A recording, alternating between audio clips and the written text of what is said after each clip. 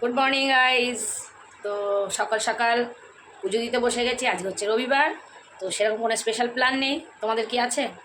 রবিবার হলেও কোনো প্ল্যান থাকে না, কারণ মানে হাজব্যান্ড যেহেতু ব্যবসা করে সেই কারণে।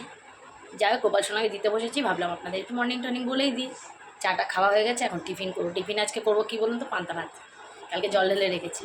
এত গরম পড়েছে, এত গরম পড়েছে, কালকে তো দুপুরবেলা মানে পাখা চালিয়েছি না, যখন মনে হচ্ছে লু নামছে, তাড়াতাড়ি করে পাখাটাকে অফ করে দিলাম, একটু শান্তি লাগবে। চলুন আমার গোপাল সোনাকে একটু দর্শন করিয়ে দিই।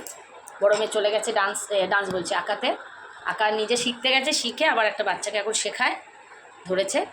তো অভিজ্ঞতা হবে এই কারণে, তো সেখানে যাবে আবার। ওই আস্তে আস্তে বেলা 1:30-2 বাজবে। আর ছোটো মেয়ে ওই যে পড়াশোনা করতে বসেছে, ওকেও টিফিন দেবো, এখন টিফিন দেওয়া হয়নি। চলো আমার গোপাল সোনাকে তোমাদের একটু দেখি। এই যে আমার গোপাল সোনা, আজকে ভোগে দিয়েছি কলা আর মিচড়ি। সব ঠাকুরের পুজো দেওয়া কমপ্লিট হয়েছে। আজকে দেখছুন গাছের ফুল দিয়ে পুজো দিয়েছি বেশিরভাগটাই। সকালটা যেন আর দিনটা যেন সবার ভালো যায়।